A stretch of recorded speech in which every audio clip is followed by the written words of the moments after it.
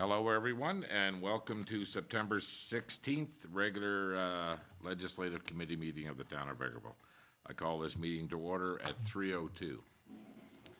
I'd be looking for a motion to adopt the agenda. Councillor Lemko makes the motion. Is there any additions or deletions? Seeing none, all those in favor? Carried. Are you with us, Councillor Curtis? I think so. Okay, thank you. Next, I'll be looking for a motion to adopt the minutes of our last regular Ledge meeting. Councillor Barry makes the motion. Any errors or omissions within those minutes? Seeing none, all those in favor? Carried, thank you. So we have a couple of delegations today, and at our last meeting, Staff Sergeant Colin Folk was in to do some introductions, but he forgot to bring the new members with him. So we placed all the blame directly on Staff Sergeant Folk, just so you guys know that, okay? Okay, so Colin, if you would like to introduce some new members to our community, be very nice. Thank you, Mr. Mayor, and thank you, Council, for having us here today to introduce some new faces to the Vegreville RCMP. So we have Corporal Connor Dos Santos that came from, we poached him out of Saskatchewan. We have Jazz, we call him, Singh, Constable Jazz Singh. He came from Depot. He's a new recruit here.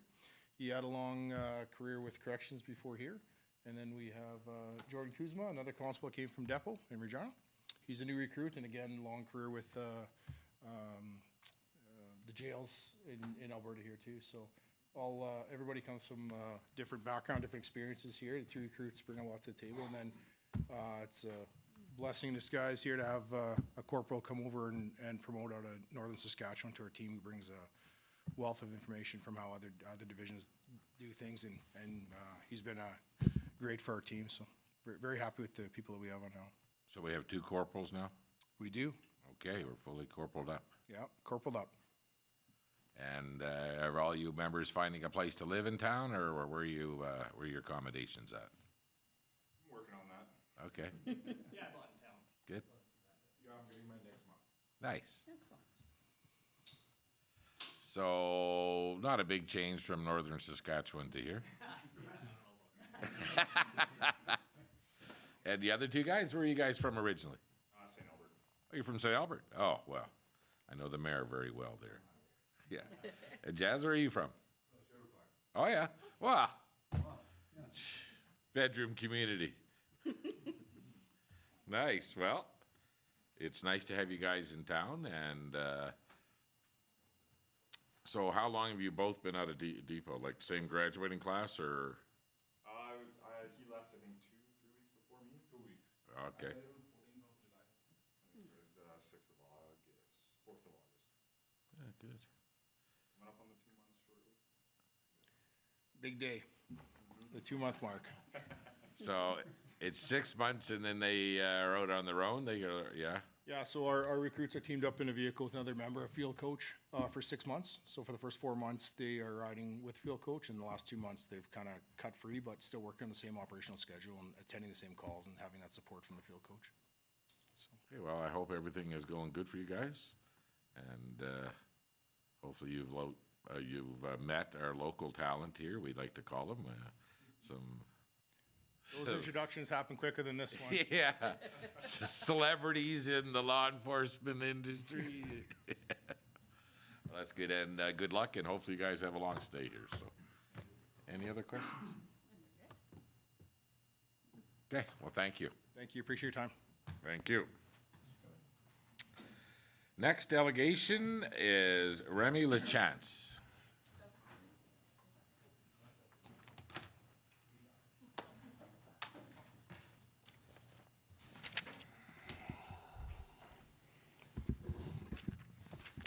Good afternoon, Council.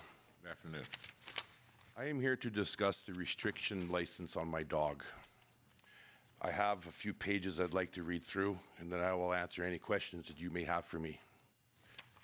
I tried to rewrite this as best as possible so it did not sound like a complete attack, and that was a very hard thing to do for me. The night in question, there was a few individuals at this altercation. The owner of George the dog, my daughter Bailey, and a young man who came in after the fact to help. Which I might add, George's owner did nothing but yell. No help was given, with 3 adults involved. 2, George the dog had initiated the second attack. This is when my daughter's finger got bit. My dog retaliated to that. 3, George the dog was not on leash that night and has been observed being walked off leash multiple times prior to the incident in question. The owner of George the dog did not find my girls on the side of the house. They were both inside trying to call for help. This is noted in her statement, which differs from CPO Cox's report. 5, CPO Cox lied about Bailey being hesitant to let him talk to her friend. It was her friend that did not want to speak with him. This is something that CPO Cox took upon himself to assume. My wife coaxed her to come down the stairs and speak with him, which brings up the hijacking the conversation comment in the report. The girls were left on the step with him alone. They had their conversation. When he entered my house to meet Dozer, my dog, he initiated a conversation with me and my wife. He asked us the questions and we answered him as best as we could. He had his time with our girls and now he was asking us the questions at this point. 6, CPO Cox advised that he would keep us in the loop, but he did not. CPO Cox advised that he had multiple witness statements, but in the report I only see his report, George the dog's owner's statement. Where is Bailey's statement or her friend's statement that were given? I feel that they were omitted from this file, along with pictures of Dozer, my dog, the damage to his body. He was close to losing an eye. But I see that George has multiple pictures. I have added pictures to the file for this meeting of Dozer and the bite from George going through my daughter Bailey's finger. And what about the young man who helped that night? Where is his statement? CPO Cox did not advise me of town council. I had no idea. He only threatened me with a heftier fine. The bylaw supervisor informed me about town council when I paid a visit to his office. I had questions that needed answering before moving forward. The paperwork that was given to me on June 29th states that I am to present proof of $2 million liability when asked. But CPO Cox came to my house on August the 2nd with another citation without asking me for my liability, and we have carried $2 million liability for the last 12 plus years. The veterinary paperwork, they show that there was no substantial life-threatening wounds as CPO Cox described to be near death, his opinion and not fact. It also shows that George the dog needed to be muzzled before treatment, where my wife stitched up Dozer with no muzzle needed. He just sat there. George the owner's statement. There was not a teenager sitting on a bike, only Bailey's friend, who could not be of any help because she was in control of another dog. Coming to help would have put another dog in the equation, and still no help from George's owner. George the dog's owner did not enter my house, but her aggressive 20-plus-year-old son did, unlawfully. No knock on the door, no doorbell. Just walked right in, knowing that there was not one but 2 dogs on the premises, and began to scold and belittle my daughter and her friend. This is exactly opposite from her statement. In response to the plywood at my gate, during COVID, a young man was playing soccer against my fence. The little dog barked at him continuously. She stuck her nose under the gate. He kicked it, breaking a tooth. This is why the wood.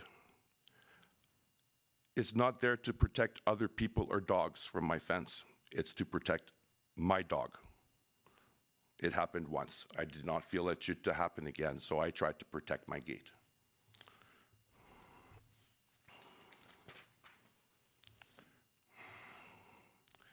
The night in question, it was my wife who called the RCMP, not George's owner. Constable Sung took the call. There is a file number to this case. He is the one who called the bylaw officer. He is also the officer that told us that the actions of the young man attached to George the dog were a chargeable offense by unlawfully entering my home. But we laid no charge. I am sure he was told not to do that again by the officer. My daughter Bailey suffers from vestibular disorder. It is an issue in her eardrum. The nerve has been ruptured. This is related to an incident in the 6th grade on a school outing. The symptoms of this is loss of balance and dizzy spells and heightened anxiety. She has also been diagnosed with PTSD from that incident, and the smaller dog is her support animal. Dozer is actually my son's dog. And now with this restriction, he cannot walk his dog because he is only the age of 17. Now that is not fair to him. He is a strapping young man and can handle his dog just fine. We would take Dozer to the dog park every Saturday, if not at the farm. He played with everything and even submitted to a Chihuahua. What a big, mean dog he is. I believe you have the statements from my neighbors in this file, contesting to my dog Dozer's character. I hope you have read them. They really do depict a picture of his character. When we bought this property we are residing at, which is not my primary address, we knew that having a large dog breed in town, a good fence would be needed. So, a $32,000 6-foot-tall privacy fence was installed. We have had multiple dogs in our yard with no issue and no escape. All of our dogs throughout the years have been vetted at the Vegreville Vet Clinic, and not one of them have ever needed to be muzzled. The RCMP will not release any information from this file unless it goes to court. To get that information, I would have to charge the young man with unlawful entry to my home. That could possibly wreck whatever career he has entered. I would rather not damage a young man's future over emotions. In the end, I think this investigation was biased, and I would ask council to remove this restriction, remembering that George, the dog, is running free, and he bit a human being. Dozer did not bite a human. Thank you for the time to listen to me. I am ready to answer any questions that you may have. Does anybody have a question?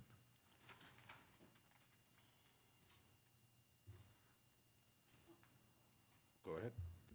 I'm not sure if you can answer this. Maybe I'll defer to Manager Newton. Can you please explain what restriction entails for the LeChance family? I don't have the paper right in front of me, but from memory, it states that I need to have my dog chained so that he cannot be within 2 meters of the fence line.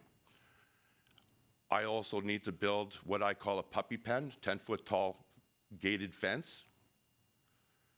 He cannot be walked without a muzzle, and he cannot be walked by anybody under the age of 18. Now, in retrospect to that, I already have a 6-foot-tall privacy fence. My dog cannot get out of the yard, so I am not putting up another puppy pen, and I refuse to chain him to the ground. It doesn't matter where I chain him. For 2 meters from my fence line, the chain would only be 5 feet long. That's no room for a dog to run around. I have a nice-sized yard. It's good. Okay, so Mr. LeChance, I don't know if you know this or not, but we're not the ones that make charges go away. We're not a judge nor jury. This is not a charge, sir. It is a restriction. Again. As for the charges, I do have fines, one for a bite, one for not producing $2 million liability. I did not have the information on hand. I have provided the supervisor with the $2 million liability plan So one of those fines should now be thrown out, as per his words. The other one, I'm not standing here asking to have it thrown away. I will go pay the fine. The dog bit another dog. That would be the same as me slapping him on the side of the head. I'm going to get something for it, right?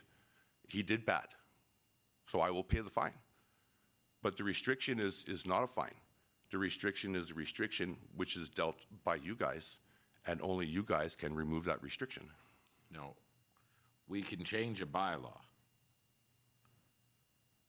and say that we'll take restriction of animals that we deem mean out of the bylaw. Then it would have to go. We don't have the opportunity to pick and choose on what charges are laid, or we do not. If you have a problem with your neighbor over something, we just can't say, well, this one time we'll forgive it. That's not how this works. So either you're going to have to settle it with bylaw, because that's not our responsibility. We can change the bylaw, but we don't have the ability to pick and choose who gets charged it under the bylaw. Understood. I was under the understanding that it was the council that would be able to remove the restriction. That's the way I understood it. If I understood that wrong, that's on me. Yep. And again, we've looked at a lot of different sides of this, and both sides have been presented to us, and this is not the role of a council. It is making bylaws and making sure that our employees, the municipal enforcement people, either take care of our bylaws, enforce them, but we don't have the right to pick and choose who they and how they employ these on people. Okay, I understand that, but with my dog being restricted and the other dog still walking around with no muzzle and no leash, and he did not only bite my dog, but bite a human being, never mind it be my daughter, why is that dog not restricted and my dog is? So the officer made that choice to restrict my dog and not the other dog. This is why I'm asking for the removal of the restriction. It's not fair. Yeah, and again, none of us were there. No. And we're not eyewitnesses. All we've read is the reports. And, you know, like, we could start questioning you. Why was your daughter's finger there? All these different things. What happened? But this is not our role. So you can either go through the court system, or you can deal with municipal bylaw. And I know this is not why you came here today. It's not what you wanted to hear. But we cannot pick and choose how we enforce bylaws. We either change the bylaw, create a new one, but we can't pick and choose how bylaws get enforced. Okay, so to get my dog's restriction removed, the way I'm understanding it, I need to make an appointment with the supervisor at a later date and sit down and discuss this with him? That's what I would do, is you would either take it there, and if you're not happy there, you'd have to get a lawyer involved. But for us to remove that part of the bylaw when it comes to mean animals, it would have to be for everybody. Well, that's what it said. My dog is not a mean dog. And again, we're not judge nor jury here. No, I know. I understand this. I understand this. I don't understand how to go about it. This was dropped on me. If this was something that I went to deal with the RCMP with, well, I kind of know the route to deal with that. But I don't know the route to deal with this.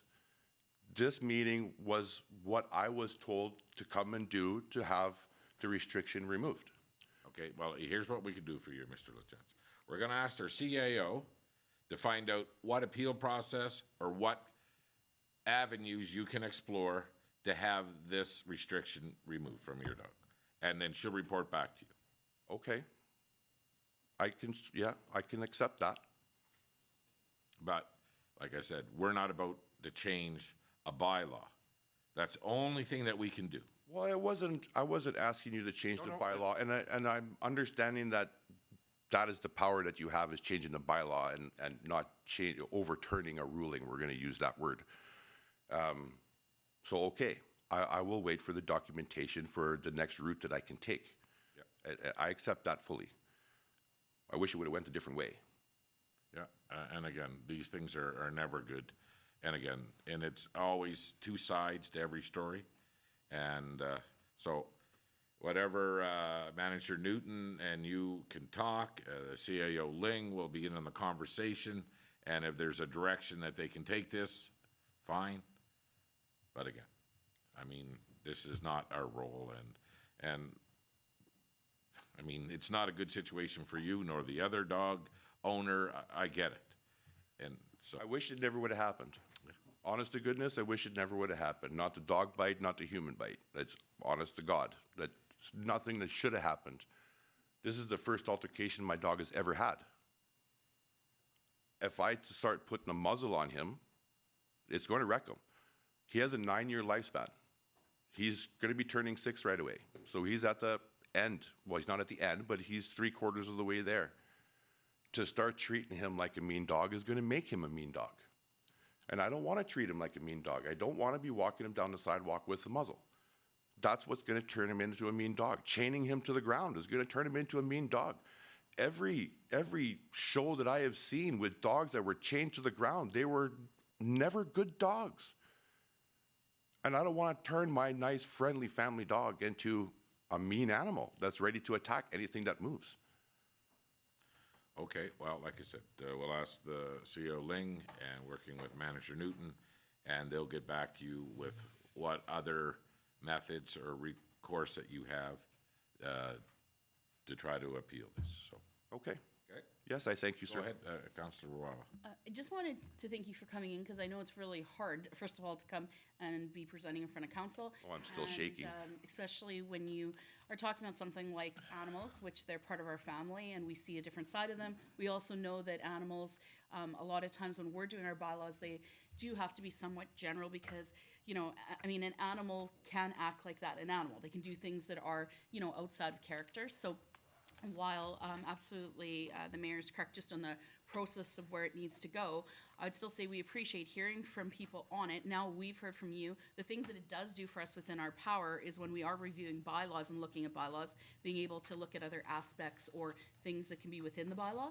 So I hope that while you're now going to the administrative side, I'm just hoping you don't feel like it was a waste to come before council, even though it's not on our direction, because there is some very good value of people either being able to see us or even make us aware of situations, because it does help us with bylaws in the future. So I appreciate you coming in. Had I had the proper avenue, I probably would not have been here today. This was a learning lesson on my side as well. I'm not a very good public speaker. This is practice. Good. Right? And yeah, I look forward to the next part of information, because I really do want to have this resolved. And if there is a change to the bylaw, not asking you to do this, but if there is a change to the bylaw, I think the dog biting another dog should be the part that's removed. The dangerous part about a dog bite is it dog biting a human, right? That's the part of an animal that we'd never want to see, is it attacking a human, whether it be a dog, an elephant, or a giraffe. Who cares? Right? I just want to caution, you may not be happy with the response you get. We're not sitting here and telling anybody in admin to just drop everything and turn it around, because we weren't there. We weren't doing the interviews. Between the RCMP and municipal enforcement, I'm sure that they're going to come up with a good recommendations. Oh, yes, like I said, and I look forward to it, and I thank you for sitting here and listening to me. It was, you know, eye-opening. Okay, thank you very much. Thank you. Okay. Sandra, you have Mr. LaChance's number to get for contact? Yes, I do have all that information. Okay, thank you.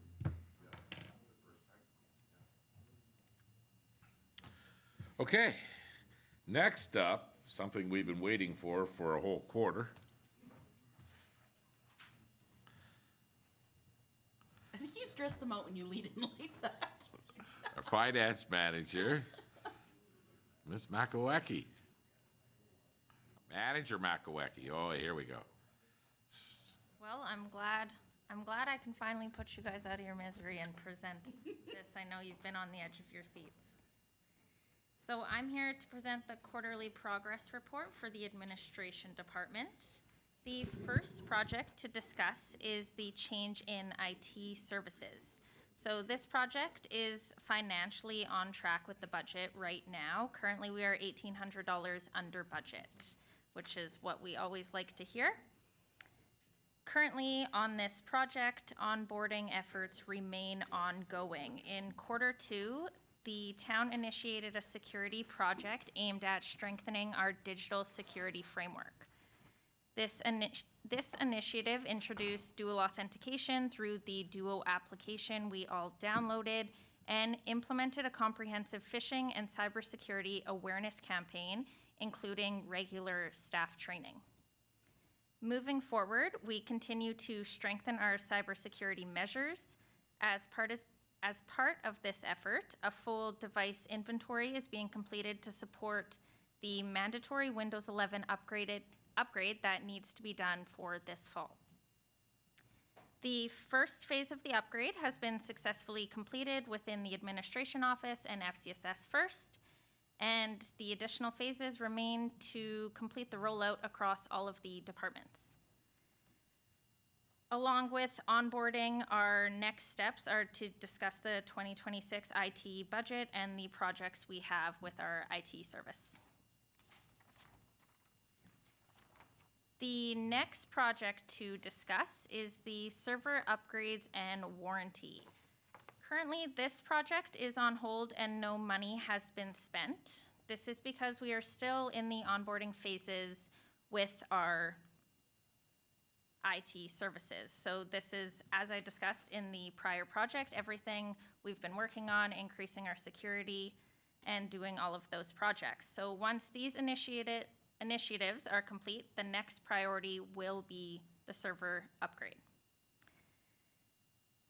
As I said, the next steps are to finalize onboarding, complete the current projects, and then we will be working with Trinus to plan and implement the server upgrade and transition. Part of this plan also includes moving all the departments onto SharePoint, as the server upgrade will affect our V drive. So this is one of those projects that's in the works. We have a lot of stages to get there, and we also have a lot of projects to complete before we get there. So currently this one is on hold. And that is what I have for you. Do you guys have any questions? Go ahead, Councillor Walla. So I just have a question in regards to some of the onboarding and the cybersecurity. So is this following within yours department, the like the mandatory training that the council's been doing? Yes. Okay, so is that something, my question is it just something they're doing as they're switching over? Or is that something that we could expect, like that they would plan to do ongoing, every year or whatnot? So as of right now, it's ongoing. Currently, we have 10 trainings scheduled. I would have to discuss with our IT services if this is something we actually continue doing into the new year. I know it follows a security checklist that our IT system follows on their side. So if we meet all of those criterias, it'll be up to us if we continue those. It was like simple and easy when I got the Yeah. notification. The only part that I said, if anything, that I thought was odd was like one I had missed. I didn't see the notification, and it won't let you go back in past it. But when you're actually doing them, they're fast. So okay, thank you. So when are we getting new servers? It'll be in the 2026 timeline and what we discuss with our IT services when all of our projects are complete. The biggest project we're working on right now is that Windows 11 upgrade, which it takes a lot. Our computers all have to be on. We're emailing everyone to keep their computers awake to make sure the update goes through. We have to figure out all the devices. So that is taking up our IT quota for the coming months, and then we'll focus on what needs to get done for the server. Okay, well, I have no idea how it's all supposed to work. But we're believing you can get it done. You know I will. We got a lot of faith in you. Okay, any other questions? Okay, well, so no invoices received yet. Not for the server, no. That's good. So we're on budget. Excellent. We're not over, is what you're saying. Okay. Well, Thank thank you you. very much, Manager Makawecki.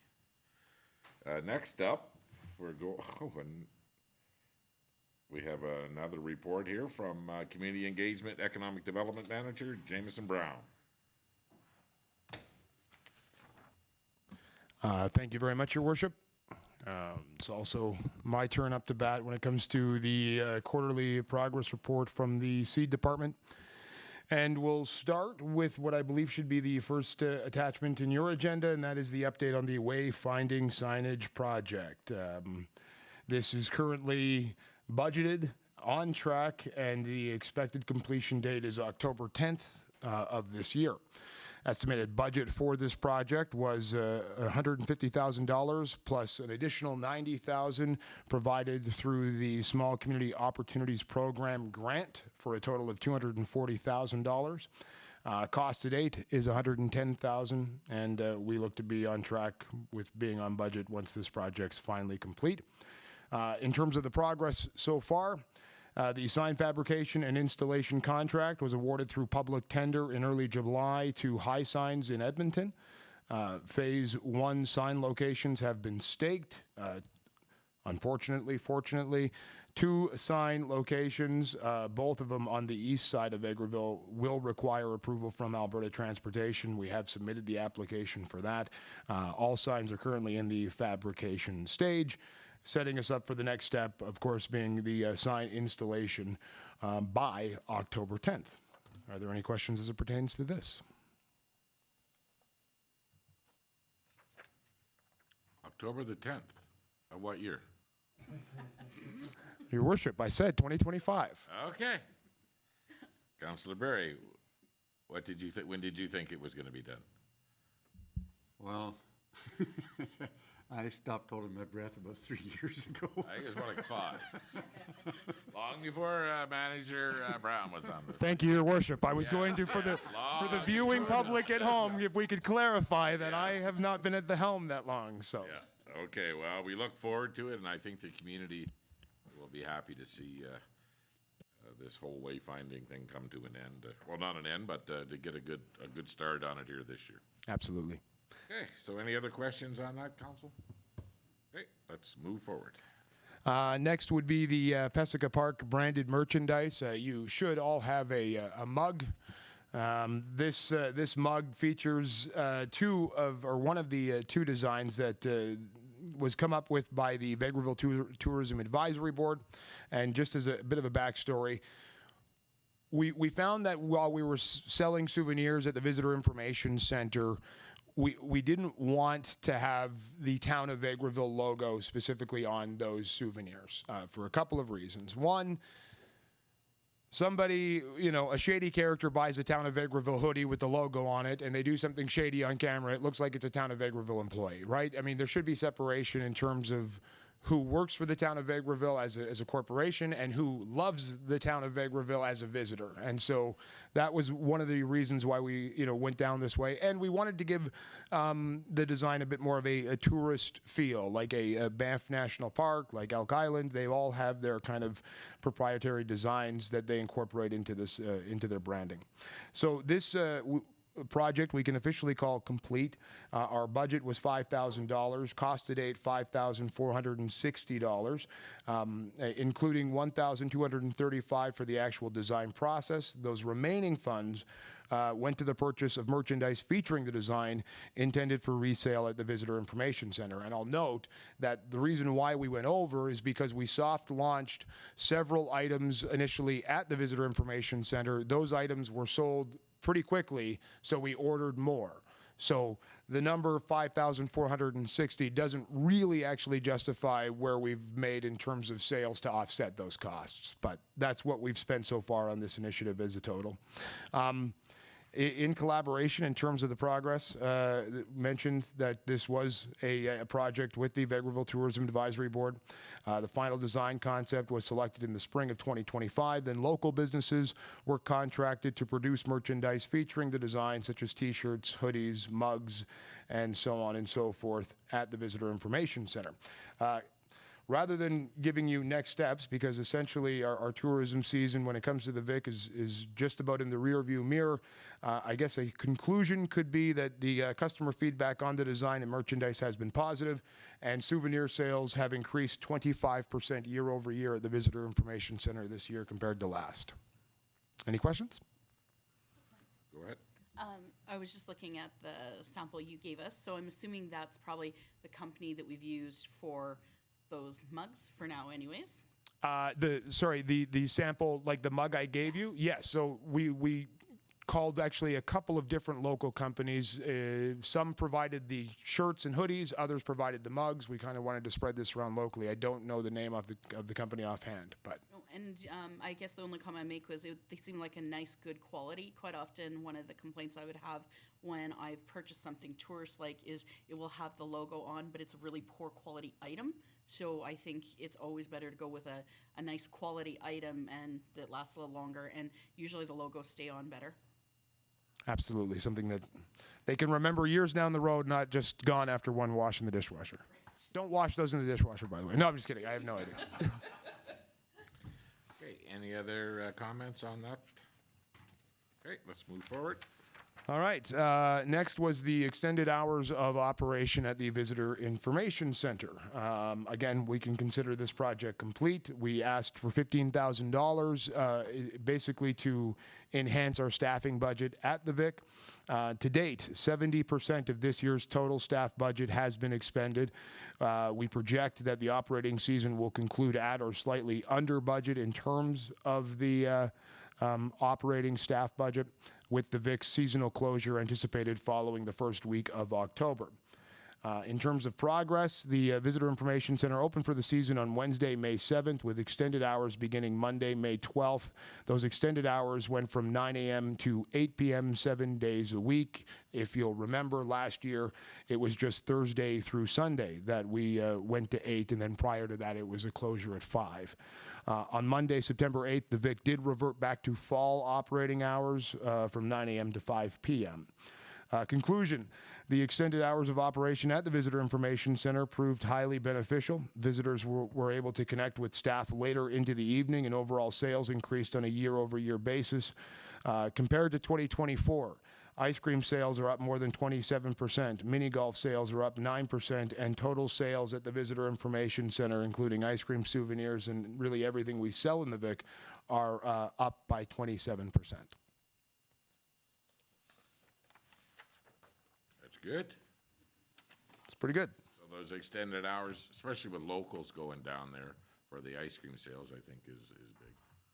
Yeah, we got some flack last year, admittedly, especially from the locals. We said, hey, we've got ice cream, and then they went down there at 5:05 and it was closed. So lesson learned. It's nice that it was popular and that people wanted to get their hands on it, and I will fully maintain that the number one point of having the staff down there is to engage with our visiting community, as well as obviously engage with our locals who are visiting the park.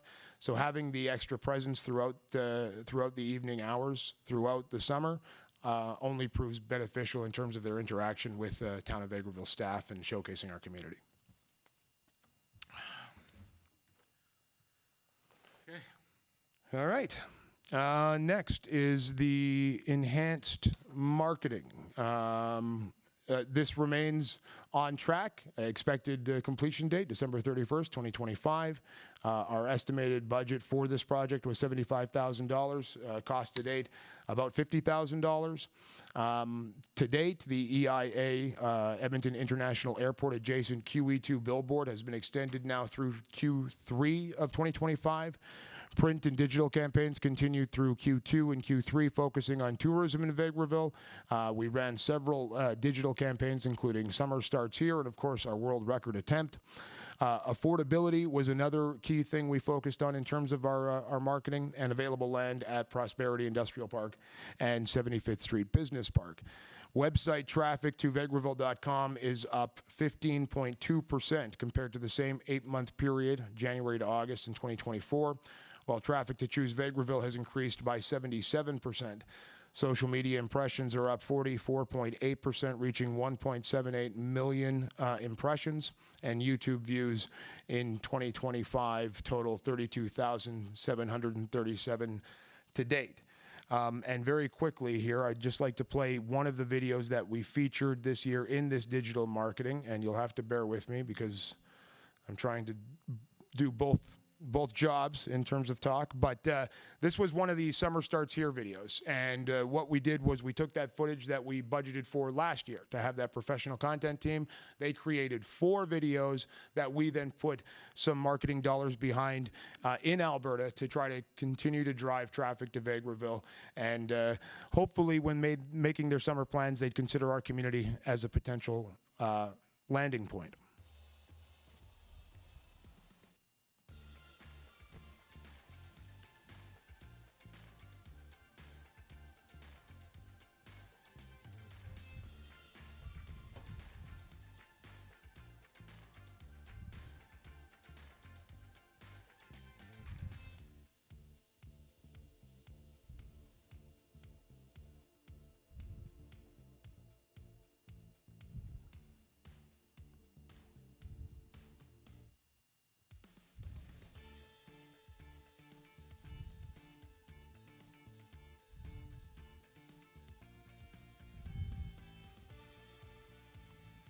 Hey, who is that?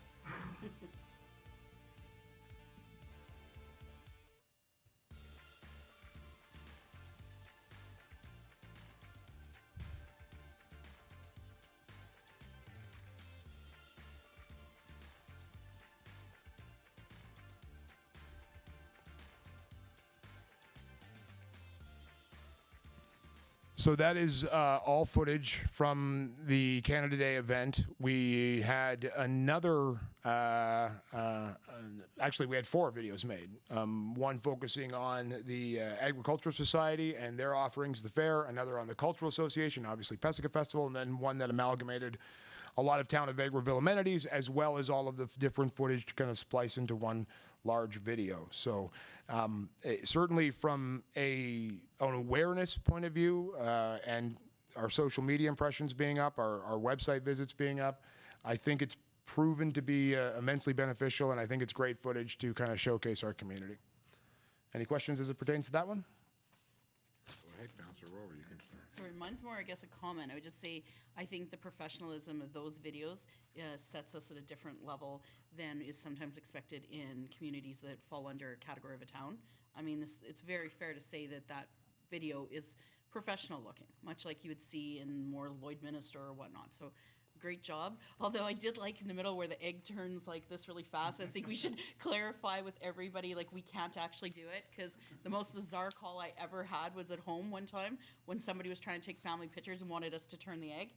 And you had to explain that was using us. So the way your video went looked like maybe we could do it, but we can't. So anyways, Wait for a windy day. Job. Yeah. Councillor Curtis, did you have something? Yeah, just some comments. I think, money well spent, just with the uptick in the impressions and the views and the sales. And you know what? The coolest part for me is that drone inside the fireworks. I think that, and a lot of people have made that comment that have seen this video too. So, like, good work on the team that did it, and again, good work on your department as well, Manager Brown, for getting all this put together. Thank you. Yeah, well, it's impressive looking at some of these statistics. That's really good. So, I mean, and even talking to other elected officials in the province, they're always saying, wow, you guys are always out there. Yeah, I have to give full credit to our entire team. Great ideas, great brainstorming, obviously, and I think Councillor Warwick nailed it. Anybody can put a drone up in the air and take some photos, but it's that professional eye and that professional equipment, and then cutting everything together in that professional sense that separates us from other communities, right? So I think it was definitely money well spent last year, and money well spent this year in terms of just growing our brand as a community that's worth exploring, whether you want to visit or live here in the future. I do have one more, and that is probably the one that a lot of people, it's still hot on the heels and people are talking about it, and that's, of course, our event hosting. This is officially complete. We asked for $12,000. Cost to date, $12,000, but final cost breakdowns are still being prepared, and this total may be lowered thanks to an Alberta Day grant as well as corporate sponsorship. So I can't give you the exact totals right now because we're still crunching all of those numbers. But in terms of the progress up to this point, on Saturday, August 30th, the town of Vegreville hosted an event in an attempt to break the Guinness World Record for the largest egg and spoon race ever recorded. While a new record wasn't set, we certainly cracked a few smiles. It's estimated that more than 1,000 visitors attended Pesica Park during the event, either as participants, spectators, or family fun run entrants. The event also generated significant media coverage for our community with features on CTV, Global, CBC Radio, CFCW, My Radio 580, and more, as well as obviously our local media. Website traffic to Vegreville.com in August was the highest we've ever seen it. Yeah, and I don't know if we'll ever beat it. I'm a goal-oriented individual, but it surpassed the previous monthly peak, which was set just 1 month earlier in July, by 71%. The numbers are staggering for the traffic we put up in August. According to Google Analytics, 94% of that traffic came from new users, meaning first-time visitors to our website. So unfortunately, as mentioned, we did not break a record, but we do have one more video to show you. It kind of does a nice job to put a cap on the event, and then I can take any questions as it pertains to how it all went down.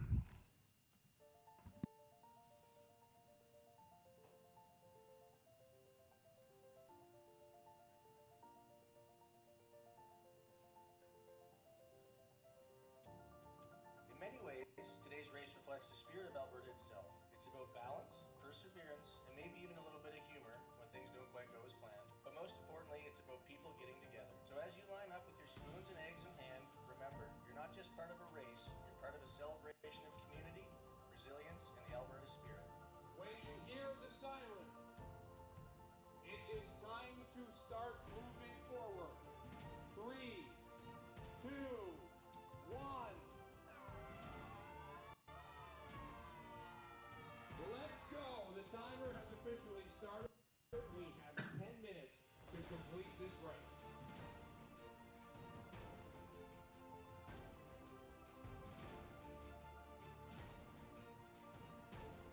Give yourselves a round of applause, folks. Yeah.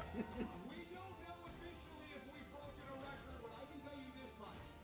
You came out and you took part in one of the biggest egg and spoon races I've ever seen or heard of in this country, and certainly in this town. Give yourself a round of applause one more time.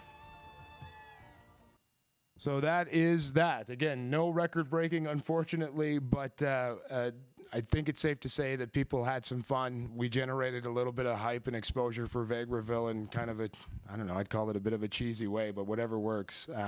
And I will say that there were a lot of people from out of town that came specifically for this event. I think Councillor Curtis referenced. I owe a couple the T-shirt that I was wearing from Newmarket, Ontario, who made the drive all the way for the event, which still blows my mind. But a lot of people from Edmonton and the region as well. Well, we are looking forward. You said July, the numbers were going up. August is the way up, so we're hoping more of those same numbers will keep climbing in September. I wouldn't count on that. You know, and it was a great event, and we did get a lot of exposure. And I know some people in town are all. The negative thing was said is why the long weekend, you know, the last long weekend of the summer and stuff. Yeah. But that was tied to the grant funding. It had to be that weekend. Yeah, you're not wrong. You know, in a perfect world, we were talking about this yesterday at the Vegreville Tourism Advisory Board. If we were to try to break the record, you know, not that we weren't trying, but if we were to try it again, we would work in tandem with a local event and do it on their grounds and you know, probably, you know, maybe the Cultural Association or the Ag Society, but we wanted it to be at Pesica Park. We wanted to be on a weekend where there wasn't something going on. There's already people coming to Vegreville for all those other events. And we wanted to be able to showcase, of course, the world's largest Pesica, being that it was the 50th anniversary. So there's not a lot of weekends that you look at the calendar in the summer, and we're so blessed and fortunate to have all those volunteers because it's just a busy community.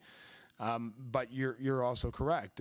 It had to be on this long weekend if we were going to be eligible for that funding from the province. So maybe next time we'll if we actually try to break the record, we'll do something maybe in conjunction with one of the organizations because they've already got a built-in crowd. Okay, go ahead, Councillor Barry. Thank you, Worship. I think one thing is proven there is you did break a record, and that was publicity for the town. Yeah.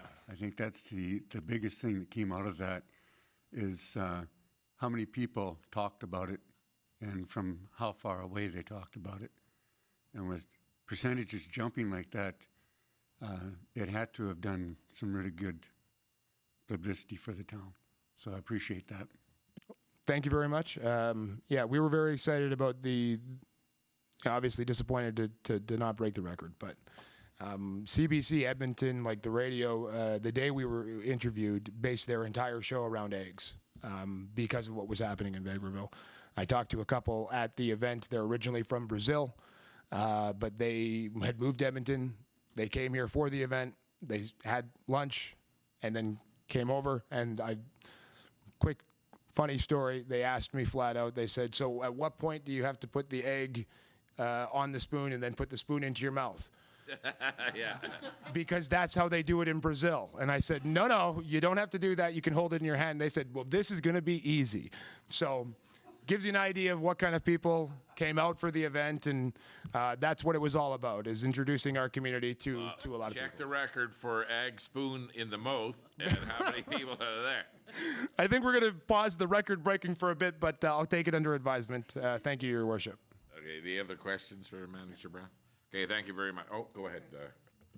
I just want to pass on a thank you and congratulations to your department, because it is not always easy to get budget dollars allocated as much as council always appreciates economic development and tourism as a component of that. At various times we've had that push and pull of we want things but we don't want to spend the money, and it's hard because grant funding is attached to a lot of these efforts, but I think it's been very evident that without advertising and without being intentional about sharing Vegreville, people don't just happen to show up here. So thank you for that extra effort. And where are all the spoons? The spoons will be, any of the remaining spoons will be repurposed for the Visitor Information Center ice cream. Interesting. Yes. Thank you. I mean, if you would like a few, we can probably spare a few of the spoons. I don't need any spoons. Okay. Oh, maybe Councillor Lemko would like to play the spoons. Go ahead, Councillor Lemko. Yes, thank you, Your Worship. I was fortunate enough to not drop my egg in the egg and spoon race. But I must add that I attended the Tourism Advisory Board meeting last night, a packed house. We now have a full board and need a bigger room than the Economic Development Board room. But what I got out of the meeting was the amount of energy in that room from the citizens of around Vegreville. And the talk on the wayfinding, the talk on the events in the community, and there's just a buzz of excitement about what's happening in Vegreville.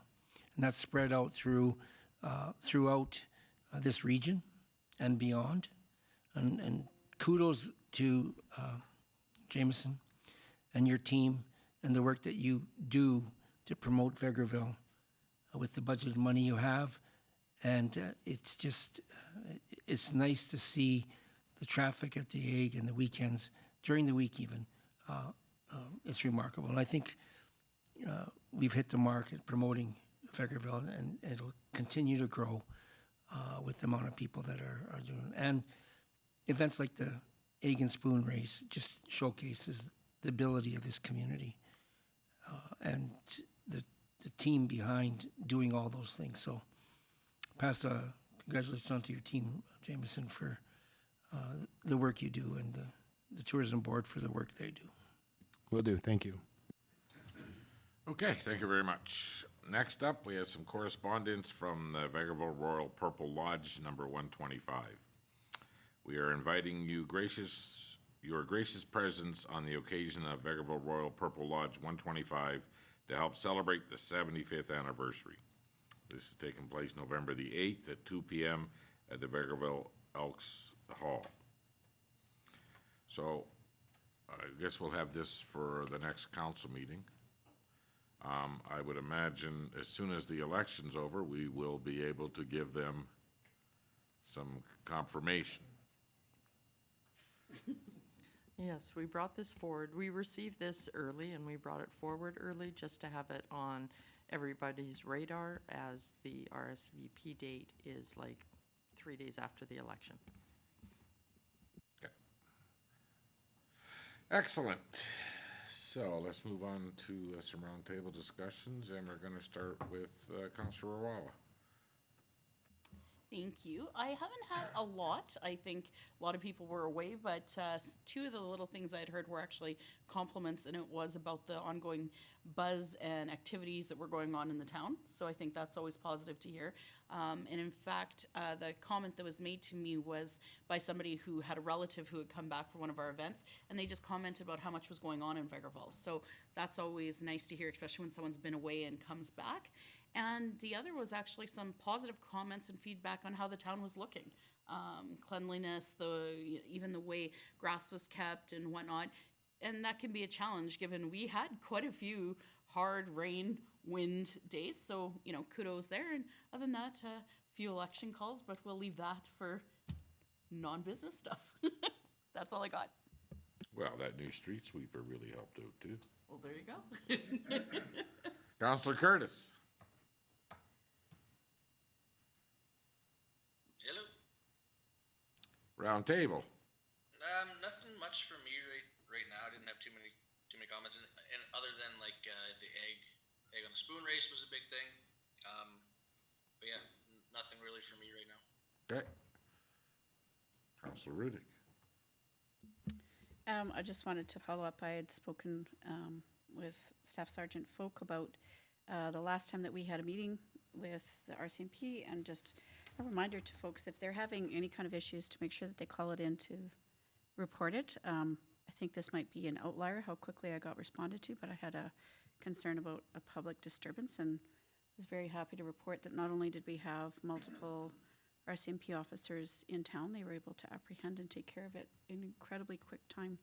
So again, just a reminder, if people are having an issue, to ensure that they are making those phone calls, not just complaining, because it's very easy to say that this isn't happening or that's not taking place, but we can see very quickly, even just taking a look at the statistics, the last time that we met with Staff Sergeant Folk, making those calls can actually result in some positive results for our community. So wanted to give them a shout out. And also had somebody that reached out about the flowers in front of our office. It's not often that they look this good this far in the season, so it's kind of nice to be able to see how great they're looking, and nice to be able to drive up and down Main Street and see Vegreville looking so good. So that's all I've had. Okay, thank you. Councillor Lemko. Thanks, Your Worship. No calls regarding anything complaint-wise. Didn't get some calls about the community and how nice the walking trail and the grass cut and how clean the town is. And even traveling in from the west, the activity in the community is a show of the progress that this community is making. So all good. And for those people out there, drive by the Full Throttle lot and the questions that you ask about what's going on there, you could see that there's some action there and that there's some progress being made on that lot. So we're very excited as a council and a community to see that happen. Okay, thank you very much. Councillor Barry. Thank you, Worship. Yeah, similar type of comments being made to me, but I'd like to make some of my own personal comments. Obviously, in the videos that we were just showing, how bright green and beautiful the park looked from the air on those videos. It's very impressive when you see that. And I think that there's kudos to administration, to parks people. I have heard that the flower baskets and et cetera have always looked good this summer, that the grass has been well kept. And I've noticed myself that the work they did along Highway 16 there, reestablishing grass, it's come in really good. It's making that area look nice. So overall, I think the town has been well kept this year and appreciate that. And yes, the only other comments were it's great to see that there's a lot of hustle and bustle going on in a few areas, in particularly right downtown, that they're getting ready to maybe put up the building on the old Full Throttle. So I think that kudos to everybody in parks and everybody in Public Works. They've done a great job this year. What can you tell us about the corn maze? Actually, the corn, although it looked like it was going to be slow, came in to be one of the best corn mazes that we've had. It's all uniform. It's all around 6 foot to 7 foot. You know, like 6 foot is probably the good average. It's very dense. The paths, I think, I'm a little biased. They turned out okay. A lot of work to get it ready. And I really do kind of hope that maybe people get the chance to get out there this weekend and the following weekend. I know the weather's maybe was almost a little too good for the first weekend, but if people could get out there and enjoy it, there's a lot going on there. So show us some support. There's a lot of volunteers that put effort into it, so they need to get their effort paid off. Thank you. So it's running the next 2 weekends? Yes, the next 2 weeks. The coming up weekend and the following weekend. Okay, perfect. Okay, well, I've had a few comments, people phoning me asking me about what was happening on the former Radon Motors, RJV, Full Throttle lot, and how did they fail their foundation test, but of course none of this was true. They didn't fail anything. They were waiting for Alberta company to come out with these preformed walls, and hopefully the crane and the walls will start going up tomorrow. Other than that, there's a lot of people in town that I think that not just the Parks and Rec people, but a lot of people in their own yards. You know, this town is really looking nice, so we appreciate all that. And that's what I've been hearing. So next we're going to have Director's Highlights, and we're going to start with Director Sasky. Thank you, Your Worship. I have pretty quick here. So we have confirmation from our new assessors, that's Accurate Assessment Group out of Sherwood Park, that they are going to be sending out the request for information, which are also known as RFIs, to our non-residential properties. So these will be sent out this week, and they will get a letter in the mail outlining how to submit this information return. As a reminder, they are only looking for information when it comes to rental of the buildings that are designated as non-residential and commercial. So if you are selling burgers out of your business, we are not interested in what the burger income is, but if you're renting a bay, they are interested in the rental income from that bay and any related expenses. So the RFI letter also outlines the submission process. You are able to submit the completed forms through the online method, which is preferred. So you put in your roll number, your a survey key, and then you can answer the questions that way. Or you can also reply via email. And as a reminder, even if you don't rent out your business, you should still do the online or email method and say that this property is not used to earn rental income. So the only time that business income is warranted in these surveys is when you have a hotel or a motel. So that obviously your rental income is very pertinent to the income of your properties. So we know this is something different this year. Our prior assessors did not send this out, but they will be coming out to all non-residential rolls and based on the addresses that we have on file. And as a reminder, if you've previously purchased or sold a commercial property, they take this information based on land titles. So there may be a 2 to 3 month delay. So if you receive one and you just sold your property, I think you can go online and just say, I've recently sold this property. Or if you've just recently purchased a property and you don't receive one, contact our office and I can get you guys in touch with the assessors. But overall, we're excited for everyone to submit this information, and it is a new step with a new process here. And then, other than that, I have budget. Budget 2026 is underway. It's taking up a lot of our time. We're preparing for our manager presentations on September 30th. Okay, so now the new assessors. So if you're renting out your commercial building or non-res building, and you want to show that you are getting a rental income, will this affect their taxes? That I don't actually know. So on their website, I had this all open, ready to go. Just gotta find the right tab. So why are you asking for this information? So on the website, the landing page that you get as a result of this thing, assessments in Alberta are based on market value.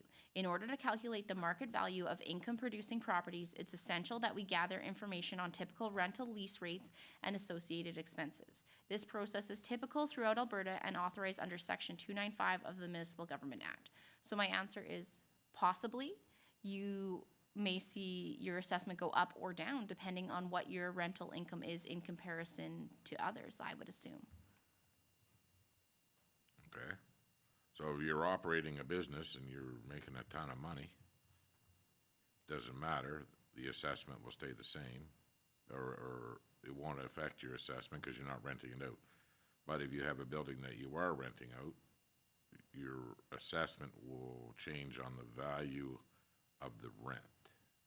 Possibly, yes. That's something that I am not involved in, as the assessors are third party, but they do look at the lease rate that you're doing or that you're getting for your building in comparison to like other market rent. So if you're charging market rent, I would presume it wouldn't impact your assessment greatly.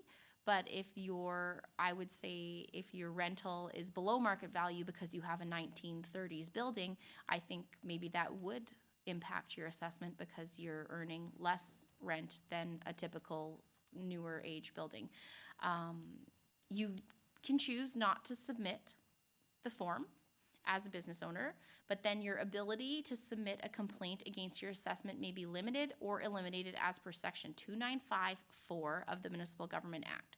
So Section 4 says no person may make a complaint in the year following the assessment year under Section 460, or in the case of designated industrial property under Section 492, about an assessment if the person has failed to provide any information requested under subsection 1 within 60 days from the date of request. So you can choose to not submit, but then if you want to appeal, it may void your ability to appeal. Excellent. So, as long as everybody understands that. And it is like there's on the landing page from the letter that they are going to be sent, all of this information is here, and you can click the button for the online survey, or all the frequently asked questions, or they're all there. So you can click through and read through. And as always, if there are questions or concerns, feel free to contact our office and we can get them in touch with the right contact at the assessment office to ask any of their specific inquiries. Okay, thank you very much. Go ahead. I think, for some people, this will be maybe, scary, concerning, or new, obviously, because it is the first time. And while the town itself we don't sit down and deal with anyone's assessments. The part that does land on us at the end of the day is mill rates. And I think once this is all done, it very much like the residential side will actually have everything in that category finally priced where it belongs. And then it allows us that flexibility. I guess I would just say, Director Saskew, I know this has been a huge project and it was a lot of work to get there. I'm very excited about what the end looks like, especially the fact that we've talked about how to deal with some of these assessment discrepancies, both on the residential, non-residential side. Speaking more on the residential side, I felt like the process we were going to try and fix it with was going to be multi-year before we would ever get to some kind of a point where we could make those adjustments.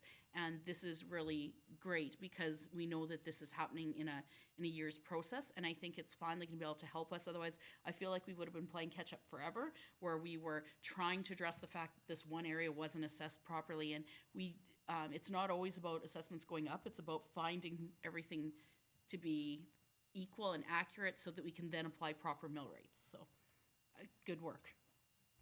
Excellent. Okay, thank you. Next up, CAO Ling. Thank you, Your Worship. A few things going on. Basically, a lot of our time is taken up working on 2026 budget and preparation for that. Also preparation for the election, as well as taking up a lot of the legislative department time. I attended a meeting with Your Worship to meet with the the new Minister of Municipal Affairs, Dan Williams. I attended the RCMP Deputy Commissioner and Senior Staff meeting along with Council.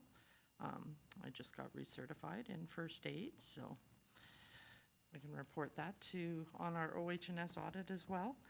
An update from parks. The Spray Park will be closing after this weekend. This weekend is supposed to have really great weather, but it is getting cooler and cooler in the evenings when the sun goes down, so we have to get that facility prepared for the frost. And an update on how the CPOs have been doing from July 21st to September 8th. They issued out $10,680 in fines. So it's been a bit of a busy summer. From when? July 21st to September 8th, so just a little over a month. Okay. Perfect. Any questions of CAO Ling? Okay. So upcoming events, the 22nd is the closing of nominations. At what time does that take place? Nominations have to be in by 12 noon. Okay, we have a town council meeting, same date. We're going to be closed on October the 13th. And Councillor Curtis, you had some questions on October the 14th, the Chamber of Commerce all-candidate forum. Yeah, thank you. Just some questions regarding, I know the last time we did this, like my first go on council, we had done it in the council chambers. And I'm not sure if that was due to COVID or that was the venue that was chosen. But I know it was streamed live, and there was a lot of people that viewed it, and I was just wondering if this will also be streamed live, or if this is just only an in-person event. You could? Well, then take it away, sir. Well, I can speak to it in terms of the town's role the last time. And you're right, Councillor Curtis. It was streamed live only because of COVID restrictions, to accommodate everybody being able to see it. And that's why it was held here in the chambers. It was because of the streaming equipment. So I would be willing to venture, because it is not being held in chambers, it is organized by the Vegreville and District Chamber of Commerce. They might do some sort of a Facebook live stream on their own channels, but this room was essentially rented out without a charge to facilitate the ability to stream an event like that, given what was going on during COVID. So in terms of the town's involvement or streaming the All Candidates Forum, it would essentially be up to the Chamber of Commerce, because it will not be in this room. Okay, so maybe what we could do is ask Councillor Warwawa to ask the Chamber, because I think that all of us that were knocking on doors last election heard that a lot of people already knew, you know, what our platforms were, each individual and stuff, by watching that YouTube event. Okay. And then we have the event's polling date is October the 4th, and then the election day will be, October the 15th, and then the election day will be October 20th. Is there anything that I missed? Any other business of council? Okay, well, we do have one item, or two items here for closed session, so I'll take a motion to go into closed session. Councilor Berry makes the motion at 4:16. All those in favor? Carried.